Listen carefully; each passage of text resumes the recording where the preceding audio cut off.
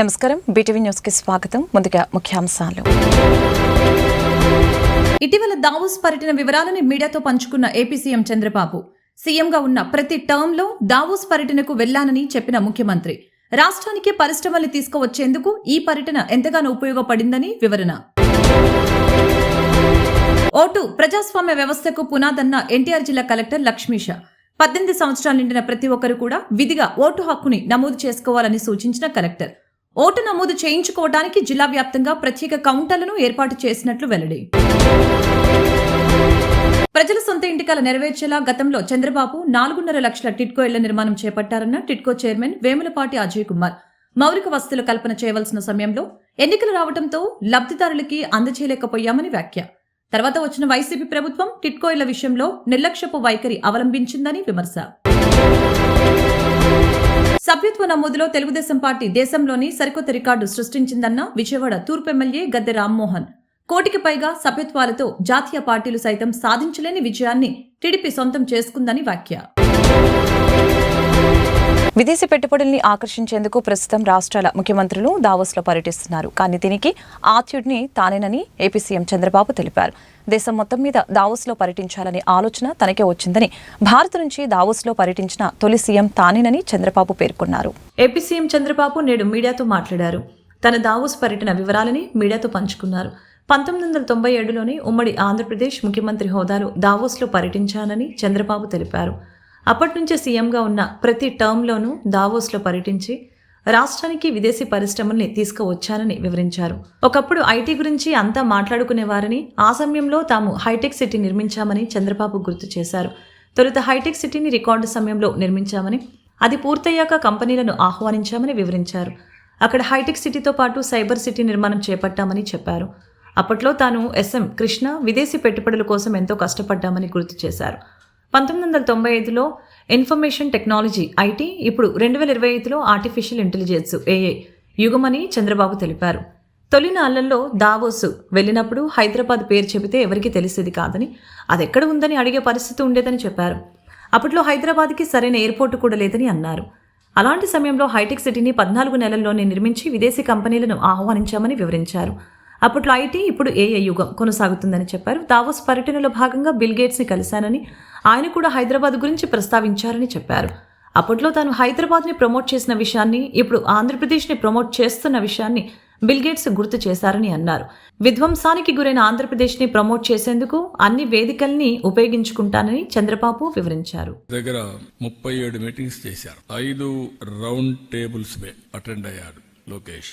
4 Congress sessions కూడా attend అయ్యాడు. అంటే వీలైనంత వరకు ఆంధ్రప్రదేశ్ని ప్రపంచ పటంలో పెట్టడం, అదే మరిగా ఎక్కడికక్కడ మేము ఇక్కడుండే అడ్వాంటేజ్ చెప్పడం.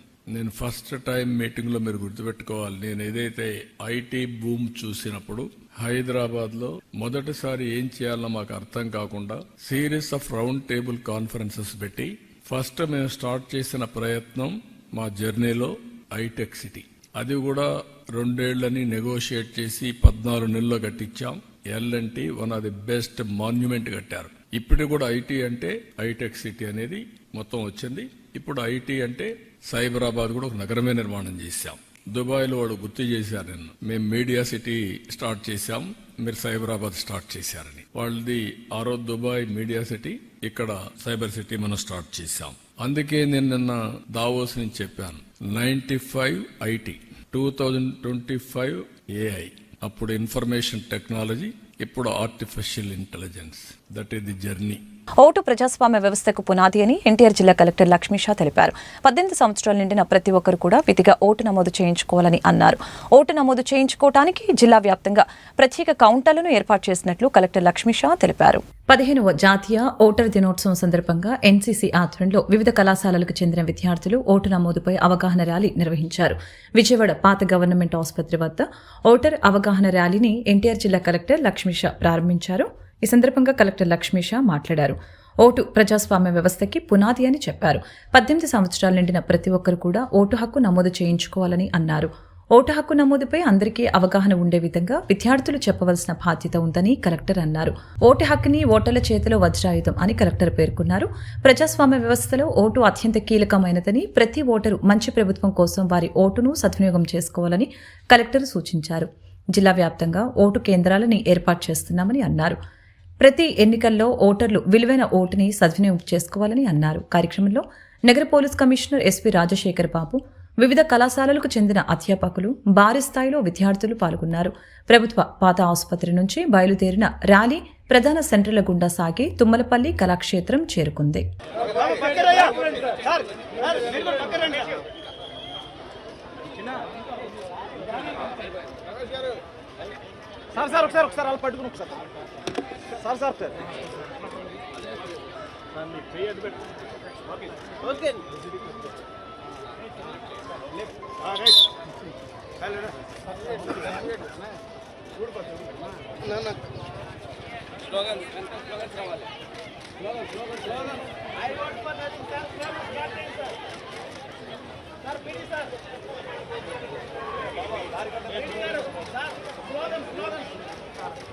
ఓటర్ల దినోత్సవం సెలబ్రేట్ చేయడం జరుగుతూ ఉంది.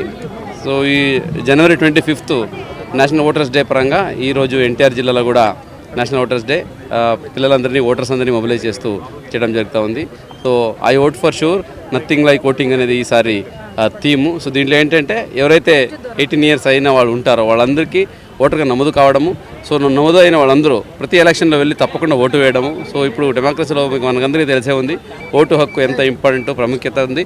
అలాగే ఓటు వేయడం వల్ల ఎంత చక్కటి మనకు డెవలప్మెంట్ కానీ దీనికి కావాల్సిన గవర్నమెంట్స్ ఎన్నుకోవచ్చు. కాబట్టి ప్రజలందరూ దీన్ని అవగాహన తీసుకోవాలి. సో ఈ నేషనల్ ఓటర్స్ డే రోజున సో ప్రతి ఒక్క ఓటర్ ఏదైతే రిజిస్టర్ అవ్వాల్సి ఉంటుందో, ఇప్పుడే 18 సంవత్సరాలు అవుతున్నారో వాళ్ళకి రిజిస్ట్రేషన్ కౌంటర్ కూడా పెట్టడం జరిగింది. ప్రతి ఒక్కరు వచ్చి అక్కడ రిజిస్టర్ అవ్వచ్చు. సో ప్రతి గవర్నమెంట్ ఆఫీసెస్లో అలాగే ప్రతి మండలాల ఊర్లో కూడా ఈ కార్యక్రమం చేపడుతున్నాము. ఇక్కడ district state level program Tummalapalli Kalakshetram విజయవాడలో చెప్పడం జరుగుతుంది. ఇక్కడికి చీఫ్ సెక్రటరీ గారు చీఫ్ గెస్ట్గా కూడా వస్తున్నారు. అలాగే ఈ నేషనల్ ఓటర్ డే రోజున ఎవరైతే ఓటర్ ఎలక్టరల్ లిస్ట్ ప్రాపర్గా చేసిన ఆ జిల్లాలు ఉన్నాయో, అలాగే ఎలక్టరల్ ప్రాసెస్లో ఎవరైతే ఇన్వాల్వ్ అయ్యి ఉన్నారో వాళ్ళందరికీ అవార్డ్స్ కూడా ఈ ఐఏఎస్ ఆఫీసర్స్, ఐపీఎస్ ఆఫీసర్స్, అలాగే అసిస్టెంట్ ఎలక్టరల్ రిజిస్ట్రేషన్ ఆఫీసర్స్ వీళ్ళందరికీ అవార్డ్స్ కూడా ఇవ్వడం జరుగుతుంది. సో స్టేట్ లెవెల్ ప్రోగ్రామ్ ఇక్కడ జరగడం చాలా ఆనందం. ప్రజల సొంత ఇంటి కల నెరవేర్చేలా గతంలో చంద్రబాబు 4.5 లక్షల టిడ్కో ఇళ్ల నిర్మాణం చేపట్టారని, మౌలిక వసతుల కల్పన చేయవలసిన సమయంలో ఎన్నికలు రావడంతో లబ్ధిదారులకి అందచేయలేకపోయారని టిడ్కో చైర్మన్ వేములపాటి అజయ్ కుమార్ వెల్లడించారు. ఆ తర్వాత వచ్చిన వైసీపీ ప్రభుత్వం టిడ్కో ఇళ్ల విషయంలో నిర్లక్ష్యపు వైఖరి అవలంబించిందని, కూటమి ప్రభుత్వం వచ్చాక ముఖ్యమంత్రి చంద్రబాబు నాయుడు ఆదేశాల మేరకు జూన్ నాటికి మౌలిక వసతుల కల్పన చేసి కొన్ని ఇళ్లనైనా లబ్ధిదారులకు అందచేయాలని నిర్ణయం తీసుకున్నట్లు స్పష్టం చేశారు. జక్కంపూడిలోని టిడ్కో ఇళ్లను టిడ్కో చైర్మన్ వేములపాటి అజయ్ కుమార్ శనివారం పరిశీలించారు. ఈ సందర్భంగా అజయ్ కుమార్ మాట్లాడారు. తెలుగుదేశం ప్రభుత్వం ప్రతిష్టాత్మకంగా చేపట్టినటువంటి టిడ్కో ఇళ్ల నిర్మాణ పనులు, మౌలిక వసతుల కల్పన చివరి దశలో ఎన్నికలు రావడంతో లబ్ధిదారులకి ఇళ్లను అందించలేకపోయారని అన్నారు. గత ప్రభుత్వం నిర్లక్ష్యం వలన 100 కోట్ల ప్రజాధనం వృధా అయిందని చెప్పారు. టిడ్కో ఇళ్లకు నిధులు కేటాయించకుండా కొద్దిపాటి పనుల్ని కూడా చేయలేదని అన్నారు. ముఖ్యమంత్రి చంద్రబాబు నాయుడు ఆదేశాల మేరకు ఇళ్లను లబ్ధిదారులకి అందించడానికి చర్యలు తీసుకుంటున్నట్లు చెప్పారు. మౌలిక వసతులు పూర్తి చేసి జూన్ నాటికి ఇళ్లను లబ్ధిదారులకు అప్పగిస్తామని అన్నారు. స్థలాలు ఇచ్చిన రైతులకి కూడా గత ప్రభుత్వం డబ్బులు చెల్లించలేదని, ఈ అంశాన్ని కూడా పరిశీలిస్తున్నట్లు తెలియజేశారు. కార్యక్రమంలో చైర్మన్ అజయ్ కుమార్తో పాటు జనసేన పార్టీ మైలవరపు నియోజకవర్గ సమన్వయకర్త అక్కల గాంధీ, తూర్పు నియోజకవర్గ సమన్వయకర్త అమ్మిశెట్టి వాసు, సెంట్రల్ నియోజకవర్గ సమన్వయకర్త వంశీ, కృష్ణ పెన్న మహిళా సమన్వయకర్త మల్లెపువ్వు విజయలక్ష్మి, తిరుపతి సురేష్, జనసేన పార్టీ నాయకులు, కార్యకర్తలు పెద్ద ఎత్తున పాల్గొన్నారు.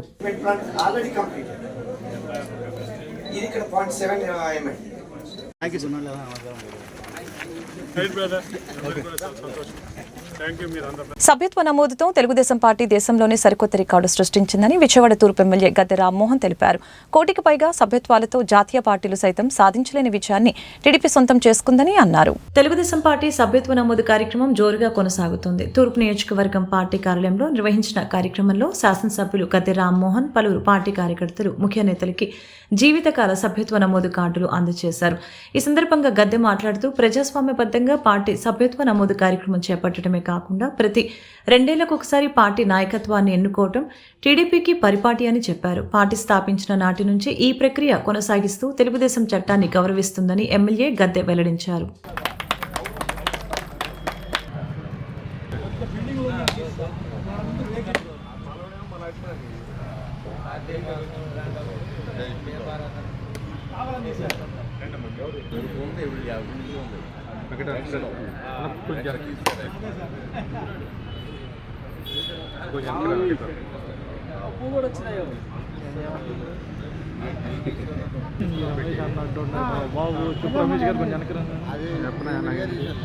సంవత్సరాలు జగన్ రెడ్డి గారి పాలనలో ప్రపంచంలోనే ఆంధ్ర రాష్ట్ర ప్రగతిని ఎంత క్షీణింపజేశారో మనందరికీ అర్థమవుతోంది. అనేక సంవత్సరాలుగా నారా చంద్రబాబు నాయుడు గారు దావోస్ నగరానికి వెళ్లి అనేకమైన విప్లవాత్మకమైన కార్యక్రమాలు చేపట్టి ఆంధ్ర రాష్ట్రం ఇవాళ హైదరాబాద్ నగరం లేదు ఉమ్మడి ఆంధ్ర రాష్ట్రం దాని యొక్క ప్రతిష్టని ఆకాశాన్ని తీసుకెళ్లిన సంగతి ఒకసారి గుర్తు చేస్తాం. ఈ 5 సంవత్సరాలు చేసిన విధ్వంసానికి ఒక బ్రాండ్ ఇమేజ్ క్రియేట్ చేయడానికి దావోస్ చంద్రబాబు గారు వెళ్ళటం, వాళ్ళందరూ కూడా సమావేశాలు ఏర్పాటు చేసి ఆంధ్ర రాష్ట్రం యొక్క పరిస్థితి, ఇవాళ అవసరాలు, అక్కడున్న సదుపాయాలు, అక్కడున్న అనేకమైన వసతులు, వీటన్నిటి గురించి కూడా వాళ్ళకి ఎక్స్ప్లెయిన్ చేసి వాళ్ళ మనసులో మరలా ఒక ఇమేజ్ ని క్రియేట్ చేయడానికి ఆయన చేసిన ప్రయత్నం. బిల్ గేట్స్ లాంటి వాళ్ళు వచ్చి పక్కన కూర్చుని ఆయన చెప్పిన విషయాలన్నీ కూడా విన్నారు అంటే ఒక ఆంధ్ర రాష్ట్రం యొక్క ఇప్పుడు ఉన్న విడిపోయిన ఆంధ్ర రాష్ట్రం యొక్క విధానాన్ని పూర్తిగా అవగాహన చేసుకున్న వాళ్ళందరూ కూడా మేముండాం మీ వెనక, రానున్న రోజుల్లో ఆంధ్ర రాష్ట్రంలో అనేకమైన కంపెనీలు పెట్టడానికి మేము తప్పకుండా ముందుకు వస్తాం, మరలా వచ్చి మీతో మీ రాష్ట్రంలో వచ్చి మీతో మాట్లాడుతాం అని చెప్పారంటే మరి దాని వెనక ఆయనకున్న క్రెడిబిలిటీ ఏంటంటే మనం అర్థం చేసుకోవాలి. గత 5 సంవత్సరాల్లో ఒకసారి 6 సార్లు జగన్మోహన్ రెడ్డి వెళ్ళారు దావోస్. 2047 సంవత్సరం నాటికి మన దేశంలోని ప్రతి వ్యక్తికి బీమా రక్షణను అందచేయటమే ప్రధాన లక్ష్యంగా సంకల్ప యాత్రను నిర్వహిస్తున్నట్లు Tata AIA life insurance AP director of agency Kollipara Prasad తెలిపారు. భారతదేశంలోని అగ్రగామి బీమా సంస్థలలో ఒకటైన Tata AIA life insurance company రోజు ఆంధ్రప్రదేశ్లోని 23 బ్రాంచ్ల ఇన్సూరెన్స్ ప్రొఫెషన్స్ ఆయా నగరాలలో సంకల్ప యాత్ర పేరిట భారీ అవగాహన ర్యాలీలు నిర్వహించడం జరిగింది. దీనిని పురస్కరించుకుని విజయవాడ నగరం బీఆర్టీఎస్ రోడ్డు నందు భారీ ర్యాలీని ఏర్పాటు చేసినట్లు తెలిపారు. తమ సిబ్బంది బీమా ప్రొఫెన్స్ అందరూ కూడా అద్భుతంగా 2047 సంవత్సరం నాటికి మన దేశంలోని ప్రతి వ్యక్తికి బీమా రక్షణను అందచేయటమే ప్రధాన లక్ష్యంగా పనిచేస్తున్నట్లు తెలిపారు. ఇందుకు కృషి చేస్తున్న ప్రతి ఒక్కరికి కృతజ్ఞతలు తెలిపారు. దేశంలోని ప్రతి ఒక్కరికి బీమా రక్షణ అనే లక్ష్యాన్ని ఈ సంకల్ప యాత్ర ద్వారా అవగాహన తీసుకుని రావటం ఎంతో ఆనందంగా ఉందని చెప్పారు.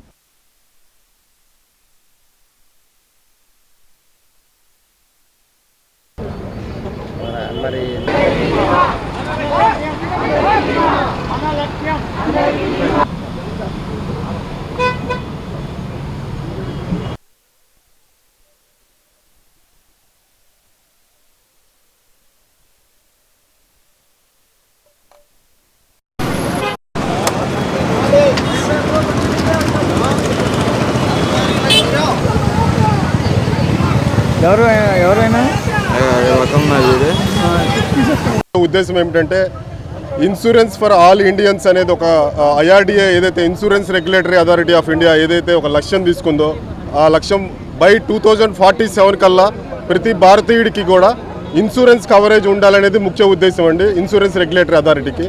సో ఆ లక్ష్యాన్ని చేరటం కోసం మా వంతుగా టాటా లైఫ్ ఇన్సూరెన్స్ తరపు నుంచి మా వంతుగా మేము కూడా సొసైటీకి అవేర్నెస్ కల్పించే ఉద్దేశంతో మేమందరం ఈ ప్రయత్నం చేయడం జరుగుతుందండి. సో ఈ ప్రయత్నంలో మా ఇన్సూరెన్స్ ప్రొఫెషనల్ అందరూ ఈరోజు బీఆర్టీసీ రోడ్ని ఎంచుకోవడం జరిగింది. ఈరోజు విజయవాడలో ఈ అవేర్నెస్ క్యాంప్ చేసినందుకు మాకు చాలా ఆనందంగా ఉంది. అలాగే నాట్ ఓన్లీ విజయవాడ అండి, ఎంటైర్ ఆంధ్రప్రదేశ్లో మేము 26 చోట్ల లొకేషన్స్లో ఈ సంకల్ప యాత్ర అనేది మేము చేయడం జరుగుతుంది.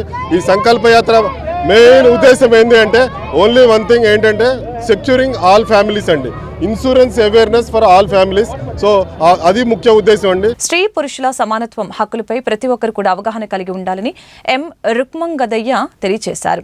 విజయవాడ గాంధీనగర్ ప్రెస్ క్లబ్ నందు స్త్రీ పురుష సమానత్వం హక్కులపై సదస్సు నిర్వహించడం జరిగింది. ఈ కార్యక్రమంలో ముఖ్య అతిథిగా గిరిజన వెల్ఫేర్ డిప్యూటీ డైరెక్టర్ ఎం రుక్మంగదయ్య పాల్గొని మాట్లాడారు. గిరిజనులు ఇతర వర్గాల ప్రజలకి స్త్రీ పురుషుల హక్కులపై అవగాహన కల్పించటకు ఈ కార్యక్రమం ఏర్పాటు చేయబడిందని చెప్పారు.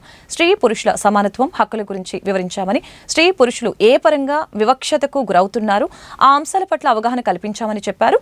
కార్యక్రమంలో పాల్గొన్న ప్రతి ఒక్కరు కూడా సమానత్వపు హక్కుల అంశాలని అర్థం చేసుకున్నారని, స్త్రీ పురుషుల సమానత్వం హక్కులపై అవగాహన కలిగి ఉండాలని ఆకాంక్షించారు.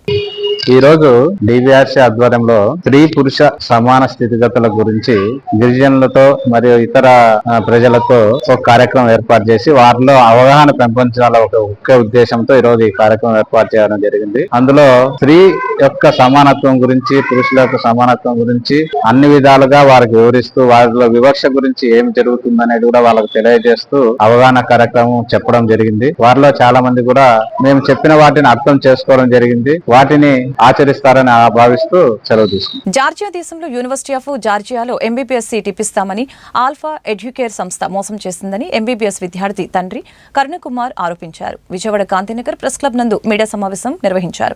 ఆయన ఆవేదనను వెలిపుచ్చారు. 20 లక్షల రూపాయలు వసూలు చేసి తాత్కాలిక వీసాపై 7 విద్యార్థుల్ని జార్జియా తీసుకువెళ్లారని, తాత్కాలిక ఎడ్యుకేషన్ వీసా కేవలం 3 నెలలు మాత్రమే అమల్లో ఉంటుందని చెప్పారు. విద్యార్థులు వెళ్లి ఇప్పటికి 8 నెలలు కావస్తుందని, ఎడ్యుకేషన్లో వీసాని రెన్యువల్ చేయకుండా సంస్థ కాలయాపన చేస్తుందని అన్నారు. దీనివలన విద్యార్థులు అక్కడ ప్రభుత్వం నిబంధనల ప్రకారం అరెస్టు అయ్యే అవకాశం ఉందని చెప్పారు. ఆల్ఫా ఎడ్యుకేర్ సంస్థకి యూనివర్సిటీ ఆఫ్ జార్జియాతో ఎటువంటి ఒప్పందాలు లేవని, ఇక్కడి నుంచి తీసుకువెళ్లిన విద్యార్థుల్ని అక్కడ స్థానిక సంస్థకు అప్పగించారని ఆవేదన వ్యక్తం చేశారు. ఈ విషయంపై ముఖ్యమంత్రి చంద్రబాబుని, హోంమంత్రి అనిత, నారా లోకేష్ ని కలిసి విజ్ఞప్తి చేశామని, విజయవాడ పోలీస్ స్టేషన్లో ఫిర్యాదు చేసినప్పటికీ కూడా ఎటువంటి చర్యలు చేపట్టలేదని వాపోయారు. తక్షణమే రాష్ట్ర ప్రభుత్వం ఈ విషయంపై స్పందించి తగిన చర్యలు చేపట్టాలని కోరారు. అసలు చాలా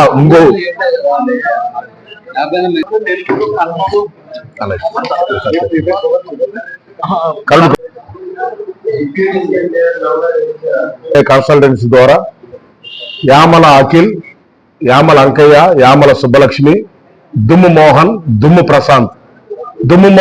ప్రశాంత్ అనే వాళ్ళు, ఆ దుమ్ము మోహన్ అనే వ్యక్తి కృష్ణా జిల్లా నాగలంక మండలం సంగమేశ్వరం అనే గ్రామంలో ఉంటాడు. సో అతను మమ్మల్ని తీసుకెళ్లి వీళ్ళకి పరిచయం చేసి మా పిల్లలను పంపించడం జరిగింది.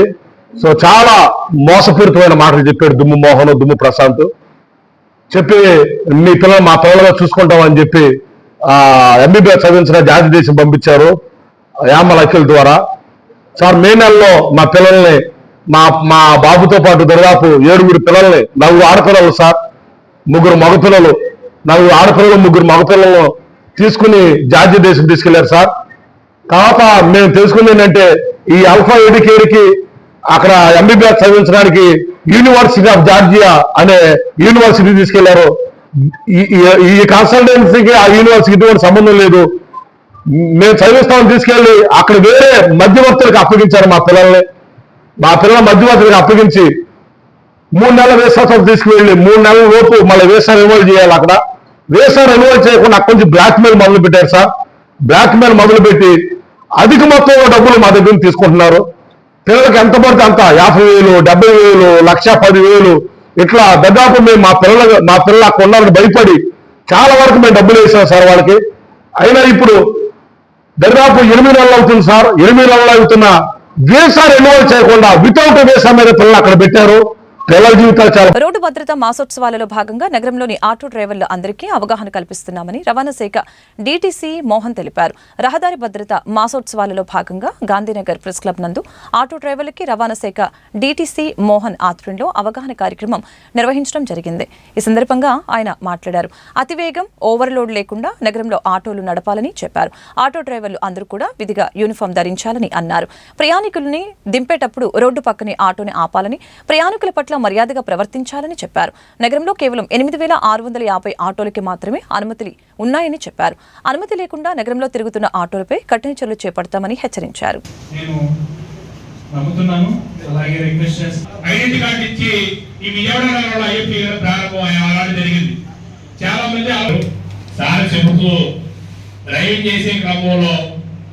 రోజు రహదారి భద్రతా వారోత్సవాల్లో 10వ రోజు మనం ఈరోజు ప్రతిరోజు కూడా అన్ని రకాల వాహనదారులకు అందరూ కూడా మనం ప్రోగ్రామ్స్ పెడుతున్నాం. ఈ రోజు స్పెసిఫిక్ గా విజయవాడ నగరంలోని ఆటో డ్రైవర్లకి వాళ్ళకి ఈ రోజు ఈ కార్యక్రమం పెట్టాము. IFTU యూనియన్ సంబంధించిన వాటితో వీళ్ళందరికీ కూడా వారు ఎలాంటి నియమ నిబంధనలు పాటించాలి, వీళ్ళు ప్రయాణికులతో ఎలాగ మెలగాలి, మరి ప్రమాదాలు జరగకుండా తీసుకోవాల్సిన జాగ్రత్తలు, అలాగే స్కూల్ పిల్లల్ని తీసుకెళ్లేటప్పుడు వాళ్ళు తీసుకోవాల్సిన జాగ్రత్తలు, ఓవర్లోడింగ్ చేయకుండా పోవడము, అలాగే ప్రయాణికులతో మర్యాదగా బిహేవ్ చేయడము, అట్లాగే ఫేర్స్ ఎక్సెస్ గా కలెక్ట్ చేయకపోవడం, అన్ని విషయాల గురించి కూడా, అట్లాగే లగేజీలు ఆటోలుగా తిరగకపోవడము, అట్లాగే విజయవాడ నగరంలో ఉన్నటువంటి పర్మిషన్ లో ఉన్న 8,650 ఆటోలు తప్ప మిగిలిన ఆటోలకి విజయవాడ నగరంలో ప్రవేశం లేకుండా చేసే విధానాన్ని గురించి, అలాగా తిరిగిన వాటి మీద చర్యలు తీసుకుంటామని కూడా హెచ్చరించడం జరిగింది. మరి వీళ్ళందరూ కూడా ఈ రహదారి భద్రతా మాసోత్సవాల్లో అందరినీ కూడా చేతులు చేసి మన విజయవాడ నగరంలో ప్రమాదాలు తగ్గించుకోవడానికి రవాణా శాఖ, పోలీస్ శాఖ చేస్తున్నటువంటి కృషిలో భాగంగా ఈ రోజు ఈ కార్యక్రమం పెట్టాం. ఈ కార్యక్రమాల్లో దాదాపు 400 నుంచి 500 మంది ఆటో డ్రైవర్లు వచ్చారు. వాళ్ళందరూ కూడా ఈ భద్రతా వాళ్ళని పాటించాలని, మరి అలాగే మీ ద్వారా విజయవాడ నగర ప్రజలకి, ఎన్టీఆర్ జిల్లా ప్రజలందరికీ విజ్ఞప్తి చేస్తున్నది, రహదారి భద్రతా వాళ్ళు ఖచ్చితంగా పాటించండి, హెల్మెట్లు ధరించండి, సీట్ బెల్ట్ ధరించండి, సెల్ ఫోన్ డ్రైవింగ్ చేయకండి, ఓవర్లోడింగ్, ఓవర్ స్పీడింగ్ వెళ్ళకండి. ఈ 6 నినాదాలతోనే మన రవాణా శాఖ ప్రమాదాలతో, మానవ తప్పిద ప్రమాదాలను 80% తగ్గించడానికి మేము కృషి చేస్తున్నాం. కనీసం ఈ సంవత్సరం ఒక 25 నుంచి 50% ప్రమాదాలు తగ్గించి, గత సంవత్సరం చనిపోయిన 430 మంది కాకుండా ఈసారి కనీసం 200 మంది ప్రాణాలు కాపాడాలని పోలీస్ శాఖ, రవాణా శాఖ కృషి చేస్తున్న భాగంగా నూతన సాంకేతికత పెరుగుతున్న నేపథ్యంలో విద్యార్థులు ఆర్టిఫిషియల్ ఇంటెలిజెన్స్ పట్ల అవగాహన కలిగి ఉండాలని సిద్ధార్థ ఆర్ట్స్ అండ్ సైన్స్ కళాశాల data and science artificial intelligence విభాగాధిపతి ఉదయశ్రీ పేర్కొన్నారు. హ్యాక్థాన్ ద్వారా విద్యార్థులకి ప్రాజెక్టులు అప్పగించి వాటిని పరిష్కరించేలా చేస్తామని, ఇదే హ్యాక్థాన్ ముఖ్య ఉద్దేశమని చెప్పారు. Mogalrajapuram Siddhartha arts and science కళాశాల నందు data and science artificial intelligence విభాగం ఆధ్వర్యంలో ఎగ్నిట్ పేరిట హ్యాక్థాన్ నిర్వహించడం జరిగింది. వివిధ కళాశాలలకు చెందిన 160 మంది విద్యార్థులు పాల్గొన్నారు. 40 జట్లుగా విభజించి ఒక్కో టీంకి ఒక్కో ప్రాజెక్ట్ అప్పగించారు. ఈ సందర్భంగా హెచ్ఓడి ఉదయశ్రీ మాట్లాడారు. 24 గంటల పాటు హ్యాక్థాన్ కార్యక్రమం జరిగిందని చెప్పారు. ప్రతి విద్యార్థి ఒక లక్ష్యాన్ని నిర్దేశించుకొని దాన్ని చేరుకునేందుకు నిరంతరం సాధన చేయాలని అన్నారు. పెరుగుతున్న సాంకేతిక దృష్ట్యా ఆర్టిఫిషియల్ ఇంటెలిజెన్స్ పట్ల అవగాహన ఎంతో అవసరమని అన్నారు. ఒకే ఆలోచన విధానం ఉన్న విద్యార్థులు పరిష్కారానికి హ్యాక్థాన్ ఒక సరైన వేదిక అని వెల్లడించారు. 160 మంది విద్యార్థుల్ని 40 జట్లుగా విభజించి ఒక్కో టీంకి ఒక్కో ప్రాజెక్ట్ అప్పగించి వాటిని పరిష్కరించడమే హ్యాక్థాన్ లక్ష్యమని వివరించారు. ఇగ్నైట్ హ్యాక్థాన్ 2025 ఇది మా data PB Siddhartha college silver Jubilee selections పరంగా పోయింది. అక్కడే గోల్డెన్ జూబ్లీ సెలబ్రేషన్స్ కింద first department of data science and artificial intelligence ద్వారా మేము ఈ ఈవెంట్ని కండక్ట్ చేస్తున్నాము. దీంట్లో మనకి టోటల్గా మన విజయవాడ నుంచి మొత్తం 40 టీమ్స్ రిజిస్టర్ అయినాయి. దాంట్లో ప్రతి టీంకి 4 చొప్పున మొత్తం కలిపి 160 స్టూడెంట్స్ అటెండ్ అవుతున్నారు. దీంట్లో మనకేంటి అంటే ఏఐ అనేది ఇప్పుడు ఎక్కువగా ఇదవుతున్న ఏరియా కాబట్టి స్టూడెంట్స్లో కూడా ఆ క్రియేటివిటీని డెవలప్ చేయడానికి హ్యాక్థాన్స్ అనేవి బాగా యూజ్ అవుతాయి. వాళ్ళకి నెక్స్ట్ ఫ్యూచర్లో జాబ్స్ రావాలి అంటే ఇలాంటి హ్యాక్థాన్స్లో పార్టిసిపేట్ చేసి కొత్త విషయాలు నేర్చుకోవటం వల్ల నెక్స్ట్ టైం వాళ్ళకి ఎట్లా సాల్వ్ చేస్తారు, ప్రాబ్లమ్ సాల్వింగ్ స్కిల్స్ అనేది ఎలా డెవలప్ చేసుకోవాలి అనేది ఇక్కడ మెయిన్గా కాన్సన్ట్రేట్ జరుగుతుంది. వాళ్ళకి ఒక ప్రాబ్లమ్ స్టేట్మెంట్ అనేది ఇస్తాము. దానికి వాళ్ళు ఆ 10 అవర్స్లో సొల్యూషన్ అనేది ఫైండ్ అవుట్ చేసి మాకు చూపించాలి. దీనికి ఇవాల్యుయేషన్ కింద మనకి డిఫరెంట్ కంపెనీస్ నుంచి ఓడెన్ క్రిక్ అనే కంపెనీ నుంచి, అలాగే ఎమిగ్డా అనే కంపెనీ నుంచి సాఫ్ట్వేర్ డెవలపర్స్ అనే వాళ్ళు ఇక్కడికి వచ్చి ఉన్నారు. వాళ్ళు జెన్ఐ మీద అలాంటి వాటి మీద ప్రాజెక్ట్స్ చేస్తున్న వాళ్ళు. ఇక్కడ ఏంటి అంటే నెక్స్ట్ ఏఐ లెవెల్లో జాబ్స్ రావాలి అంటే వాళ్ళు కంపెనీ ఎలా కావాలనుకుంటున్నది అనే దానికి బెస్ట్ ఐడియా ఏంటి అనేది వీళ్ళు ప్రొవైడ్ చేస్తారు. దీనివల్ల ఏంటి అంటే స్టూడెంట్స్లో ఎంకరేజ్మెంట్ ఒకటి వస్తుంది. నెక్స్ట్ వచ్చి వాళ్ళు బెటర్గా సాల్వ్ చేయటం వల్ల వాళ్ళకి స్కిల్స్ ఇంప్రూవ్ అయ్యి ఎటువంటి ఇంటర్వ్యూస్లో అయినా గెట్ ఆన్ అవడానికి యూజ్ అవుతుంది. కాబట్టి ఈ హ్యాకథాన్ అనేది నిర్వహిస్తున్నాం. దీనికి 10 అవర్స్ హ్యాకథాన్ అనేది జరుగుతుంది. మార్నింగ్ 9కి స్టార్ట్ అయింది, ఈవినింగ్ 6 దాకా జరుగుతుంది. మొత్తం టోటల్గా 5 అవర్స్ జరుగుతుంది. Thank you. నా పేరు doctor K Udayasri. I'm the head of the department data science. పశ్చిమ ఎమ్మెల్యే సుజనా చౌదరి, విజయవాడ ఎంపీ కేఎస్డెని చిన్ని నేతృత్వంలో అభివృద్ధి పనులు శరవేగంగా జరుగుతున్నాయని 44వ డివిజన్ కార్పొరేటర్ మైలవరపు రత్నకుమారి స్పష్టం చేశారు. ఎమ్మెల్యే, ఎంపీ సహకారంతో మరిన్ని అభివృద్ధి పనుల్ని డివిజన్లో జరుగుతున్నాయని చెప్పారు. పశ్చిమ నియోజకవర్గం 44 డివిజన్లో సీసీ రోడ్లు నిర్మాణ పనులకి డివిజన్ కార్పొరేటర్ మైలవరపు రత్నకుమారి శంకుస్థాపన చేశారు. అప్పలస్వామి క్వారీ ప్రాంతంలో 18.5 లక్షల నిధులతో 225 మీటర్ల సీసీ రోడ్డు నిర్మాణ పనుల్ని శనివారం ప్రారంభించారు. ఈ సందర్భంగా ఆమె మాట్లాడారు. కూటమి ప్రభుత్వ నేతృత్వంలో డివిజన్ల అభివృద్ధి పనులు శరవేగంగా జరుగుతున్నాయని తెలియజేశారు. నాయకులు మైలవరపు దుర్గారావు మాట్లాడుతూ డివిజన్లో అభివృద్ధి పనులకి ఎమ్మెల్యే సుజనా చౌదరి, ఎంపీ కేశినేని చిన్ని పూర్తి సహాయ సహకారాలని అందిస్తున్నారని అన్నారు. ప్రజలు కూడా తమ సహాయ సహకారాలు అందించడం ద్వారా డివిజన్ని మరింత అభివృద్ధి చేస్తామని అన్నారు. అప్పలస్వామి కోరి ప్రాంతంలో 225 మీటర్ల సీసీ రోడ్లను సుమారు 8.5 లక్షల రూపాయల నిధులతో రోడ్డు పనుల్ని ప్రారంభిస్తున్నామని అన్నారు. కార్యక్రమంలో ఏఈ రామకృష్ణ, కాంట్రాక్టర్ శ్రీనివాసరావు, స్థానిక నాయకులు పాల్గొన్నారు.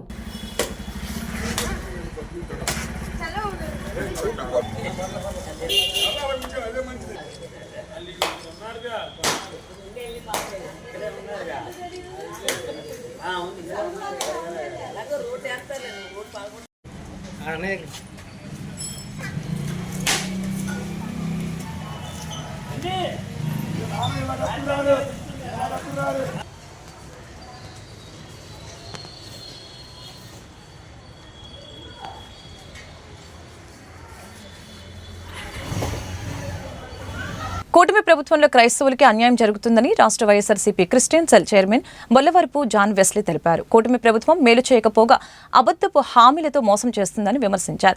రానున్న కాలంలో క్రైస్తవులు మీకు తగిన బుద్ధి చెప్తారని హెచ్చరించారు. ఎన్టీఆర్ జిల్లా వైఎస్ఆర్సీపీ కార్యాలయంలో నిర్వహించిన విలేకరుల సమావేశంలో రాష్ట్ర YSRCP Christian cell chairman Bollavarapu John Wesley మాట్లాడుతూ కూటమి ప్రభుత్వం ఈ నెలలో 2 రోజుల క్రితం డేట్ లేకుండా Andhra Pradesh state Christian minority finance corporation ద్వారా ఒక సర్క్యులర్ రాష్ట్రమంతా పంపించడం జరిగిందని అన్నారు. ఆ సర్క్యులర్లో 2,42,88,000 రూపాయలని సెల్ఫ్ ఎంప్లాయ్మెంట్ మరియు మోటార్ వెహికల్ కొనుగోలుకి చేయుటకు ఈ రాష్ట్రంలోని క్రైస్తవులందరికీ వారికున్న అర్హతలకి లోబడి ఈ మొత్తాన్ని ఒక్కొక్కరికి ₹1,00,000 సబ్సిడీ రూపంలో అందించాలని ఆ సర్క్యులర్ యొక్క సారాంశమని తెలిపారు. అంటే రాష్ట్ర ప్రభుత్వం రిలీజ్ చేసిన మొత్తం సొమ్ము 242 మంది లబ్ధిదారులకి సరిపోతుంది. ఈ రాష్ట్రంలో లక్షలాది మంది ఉన్న క్రైస్తవ సమాజంలో 242 మందికి లబ్ధి చేకూర్చి క్రైస్తవులందరికీ మేమేదో చేశామనే విధంగా చర్యలు చేపట్టడం చూస్తుంటే చాలా ఆశ్చర్యంగా ఉందని అన్నారు. ఈ 242 మంది లబ్ధిదారులని కూడా ఈ ప్రభుత్వం కూటమికి చెందిన క్రైస్తవ కార్యకర్తలకే వినియోగించే విధంగా అప్పుడే నాయకుల మధ్య చర్చలు జరుగుతున్నాయని 2024-25 ఫైనాన్షియల్ సంవత్సరంలో క్రైస్తవులకి 151 కోట్లు బడ్జెట్ కేటాయిస్తే ఫైనాన్షియల్ ఇయర్ పూర్తి కావస్తున్న ఇంత తక్కువ అమౌంట్ ఏ విధంగా మీరు శాంక్షన్ చేశారని ప్రశ్నించారు. ఇలాంటి చర్యలతో క్రైస్తవుల్ని మీరు మభ్యపెట్టి మోసం చేస్తే క్రైస్తవులు మీకు తగిన బుద్ధి చెప్తారని హెచ్చరించారు. ఈ ప్రభుత్వం ఏర్పడినప్పటి నుంచి ఇంతవరకు పాస్టర్లకి ప్రతి నెల ఇచ్చే ₹5,000 గౌరవ వేతనం ఇప్పటివరకు అందించలేదని, కనీసం క్రిస్మస్ సందర్భంగా కూడా ₹1 కూడా విడుదల చేయలేదని, మరియు క్రిస్మస్ కానుకను క్రైస్తవులందరికీ ఇచ్చే విధంగా ఏర్పాటు చేస్తామని చెప్పినా మంత్రులు మాటలు చేతలు రూపం దాల్చలేదని విమర్శలు గుప్పించారు. నూతనంగా కమిటీల నియామకంలో భాగంగా YSR Congress party Christian cell రాష్ట్ర విభాగానికి ఉపాధ్యక్షులుగా శ్రీ గ్యారా హనూక్ గారిని నియమించడం అయింది. అదేవిధంగా ఈ ఎన్టీఆర్ జిల్లా వైఎస్ఆర్ కాంగ్రెస్ పార్టీ క్రిస్టియన్ సెల్కి అధ్యక్షులుగా సుధాకర్ గారిని నియమించడం జరిగింది. ఇక విషయానికి వస్తే Andhra Pradesh state Christian minority finance corporation వారు 2 రోజుల క్రితం ఒక సర్క్యులర్ని రిలీజ్ చేయడం జరిగింది. ఆ సర్క్యులర్ సారాంశం ఏంటంటే క్రిస్టియన్స్కి సంబంధించి 2,42,88,000 రూపాయలని క్రిస్టియన్స్కి సంబంధించి సెల్ఫ్ ఎంప్లాయ్మెంటు మరియు మోటార్ కార్లు కొనుగోలు చేయడానికి సంబంధించి ఆ యొక్క నిధుల్ని మేము రిలీజ్ చేస్తున్నామని ఆ సర్క్యులర్లో వారు ఉటంకిస్తూ ఎవరైతే లబ్ధిదారులు ఉంటారో ఆ లబ్ధిదారులకి ఒక్కొక్కరికి ₹1,00,000 చొప్పున ప్రభుత్వం తరపున సబ్సిడీ ఇస్తామని చెప్పడం జరిగింది. ఓటు ప్రజాస్వామ్య వ్యవస్థకు పునాది అని 23వ డివిజన్ కార్పొరేటర్ బాలస్వామి అన్నారు. 18 సంవత్సరాలు నిండిన ప్రతి ఒక్కరు కూడా విధిగా ఓటు నమోదు చేయించుకోవాలని అన్నారు. ఓటు హక్కు నమోదు చేయించుకున్న వారు ప్రజలు సేవ చేసే పార్టీకి మాత్రమే ఓటు వేయాలని అన్నారు. 15వ జాతీయ ఓటర్ దినోత్సవం సందర్భంగా 23వ డివిజన్ కార్పొరేటర్ ఎన్ బాలస్వామి ఆధ్వర్యంలో సూర్యరావుపేట తెలుగుదేశం పార్టీ కార్యాలయం వద్ద ఏర్పాటు చేసిన అవగాహన ర్యాలీని తెలుగుదేశం పార్టీ యువనేత బోండా రవితేజ ప్రారంభించారు. ఈ సందర్భంగా మాట్లాడుతూ ఓటు ప్రజాస్వామ్య వ్యవస్థకి పునాది అని చెప్పారు. 18 సంవత్సరాలు నిండిన ప్రతి ఒక్కరు కూడా ఓటు హక్కు నమోదు చేయించుకోవాలని అన్నారు. ఓటు హక్కు నమోదుపై అందరికీ అవగాహన ఉండాలని అన్నారు. గత 5 సంవత్సరాల కిందట ఓటుని సక్రమంగా వినియోగించుకోకపోవడంతో రాష్ట్ర ప్రజలు నానా ఇబ్బందులు పడ్డారని అన్నారు. విజయవాడ నగరపాలక సంస్థ టీడీపీ ఫ్లోర్ లీడర్ ఎన్ బాలస్వామి మాట్లాడుతూ ప్రజాస్వామ్య వ్యవస్థలో ఓటు అత్యంత కీలకమైనదని, ప్రతి ఓటరు మంచి ప్రభుత్వం కోసం వారి ఓటును సద్వినియోగం చేసుకోవాలని అన్నారు. ప్రజలు సేవ చేసే రాజకీయ పార్టీలకు మాత్రమే ఓటు వేయాలని అన్నారు. గత 5 సంవత్సరాల కిందట రాష్ట్ర ప్రజలు హామీలని నమ్మి ఓట్లు వేయడంతో 5 సంవత్సరాలు నానా అవస్థలు పడ్డారని తెలియజేశారు. అలాగనే టీడీపీ సీనియర్ నేత ఎన్ సాంసరా మాట్లాడుతూ ప్రజలకి మంచి చేసే రాజకీయ పార్టీలని ప్రజలు ఓటు హక్కు ద్వారా ఎన్నుకోవాలని అన్నారు. ఎన్నికల్లో ఓటర్లు విలువైన ఓటుని సద్వినియోగం చేసుకోవాలని అన్నారు. సూర్యరావుపేటలో వివిధ ప్రధాన సెంటర్ల గుండా అవగాహన ర్యాలీ సాగింది. భారీ ఎత్తున యువకులందరితో కూడా చేపట్టడం చాలా అభినందిస్తా ఉన్నాను. ఆనందకరంగా ఉంది. మరి ప్రతి ఒక్క యువత కూడా మన దేశ దిశ నిర్దేశించేది ఓటు. మరి 5 సంవత్సరాలు మనం పరిపాలించేది ఎవరనేది మన ఓటు హక్కు అనే దాంతో నిర్ణయించుకునే పరిస్థితి.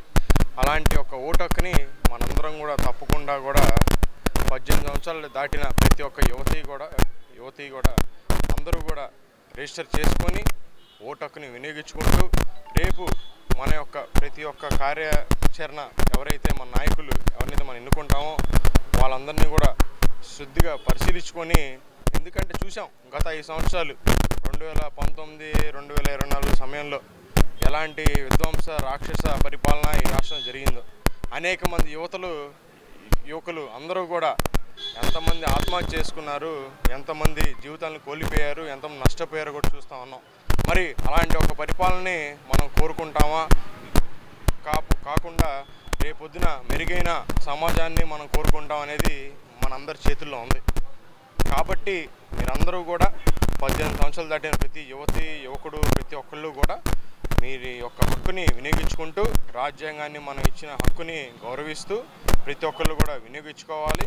అదేవిధంగా కూడా మనకి ఎవరు మంచి చేస్తారు అని ఓటర్స్ దినోత్సవం భారతదేశ వ్యాప్తంగా నూతన ఓటర్స్ని యువకుల్ని జాయిన్ చేసుకుంటంతో పాటు ఎన్నికలలో ఓటు మిస్ అయినటువంటి ప్రతి ఒక్కరు కూడా నమోదు చేసుకుంటూ ప్రజల్ని ఓటర్ని చైతన్యపరిచేటువంటి కార్యక్రమం ఈనాడు నిర్వహించుకుంటున్నాం.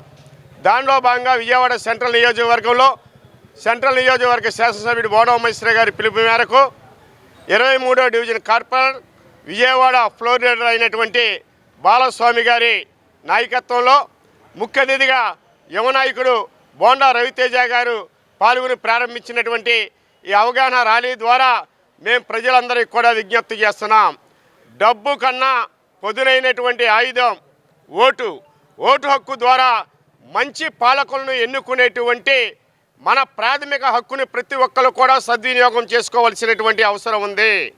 ఈ ఓటు ద్వారానే ఆ దేశం అభివృద్ధి చెందాలన్నా, రాష్ట్రం అభివృద్ధి చెందాలన్నా మనం స్వచ్ఛమైనటువంటి నిజాయితీ కూడినటువంటి మనకి ఉన్నటువంటి హక్కుని వేరే వాడు హరించకుండా, దొంగిలించకుండా నిజాయితీగా వేసేది ఓటు హక్కు మాత్రమే. అలాంటి ఓటు హక్కుని నెగ్లెక్ట్ చేయకుండా, నిర్లక్ష్యం చేయకుండా, వేరే వాడికి అమ్మకుండా, తాకట్టు పెట్టకుండా మన పూర్వీకులు చెప్పినటువంటి నిజాయితీతో కూడినటువంటి నడకతో ముందుకెళ్ళినప్పుడే నిజమైనటువంటి పాలకులను ఎన్నుకోవడానికి అవకాశం ఉంటుంది. గతంలో చేసినటువంటి చిన్న తప్పిదం 2019 నుంచి 24 వరకు ఆనాడు రాష్ట్రాన్ని జగన్మోహన్ రెడ్డిని తప్పుడు ఓటుతో ఆ రోజు వివిధ వార్త ముగించే ముందు ముఖ్యాంశాలు మరొకసారి. ఇటీవల దావోస్ పర్యటన వివరాలను మీడియాతో పంచుకున్న ఏపీ సీఎం చంద్రబాబు. సీఎంగా ఉన్న ప్రతి టర్మ్లో దావోస్ పర్యటనకు వెళ్లానని చెప్పిన ముఖ్యమంత్రి రాష్ట్రానికి పరిశ్రమలు తీసుకువచ్చేందుకు ఈ పర్యటన ఎంతగానో ఉపయోగపడిందని వివరణ. ఓటు ప్రజాస్వామ్య వ్యవస్థకు పునాదన్న ఎన్టీఆర్ జిల్లా కలెక్టర్ లక్ష్మీష. 18 సంవత్సరాలు నిండిన ప్రతి ఒక్కరు కూడా విధిగా ఓటు హక్కుని నమోదు చేసుకోవాలని సూచించిన కలెక్టర్. ఓటు నమోదు చేయించుకోవడానికి జిల్లా వ్యాప్తంగా ప్రత్యేక కౌంటర్లను ఏర్పాటు చేసినట్లు వెల్లడి. ప్రజల సొంత ఇంటికల నెరవేర్చేలా గతంలో చంద్రబాబు 4.5 లక్షల టిడ్కో ఇళ్ల నిర్మాణం చేపట్టారన్న టిడ్కో చైర్మన్ వేములపాటి అజయ్ కుమార్. మౌలిక వసతుల కల్పన చేయవలసిన సమయంలో ఎన్నికలు రావడంతో లబ్ధిదారులకి అందజేయలేకపోయామని వ్యాఖ్య. తర్వాత వచ్చిన వైసీపీ ప్రభుత్వం టిడ్కో ఇళ్ల విషయంలో నిర్లక్ష్యపు వైఖరి అవలంబించిందని విమర్శ. సభ్యత్వ నమోదులో తెలుగుదేశం పార్టీ దేశంలోని సరికొత్త రికార్డు సృష్టించిందన్న విజయవాడ తూర్పు ఎమ్మెల్యే గద్దె రామ్మోహన్. 1 కోటికి పైగా సభ్యత్వాలతో జాతీయ పార్టీలు సైతం సాధించలేని విజయాన్ని టీడీపీ సొంతం చేసుకుందని వ్యాఖ్య. ఈ వార్తలు ఇంతటితో సమాప్తం. మరొక బులెటిన్లో మళ్ళీ కలుద్దాం. నమస్కారం.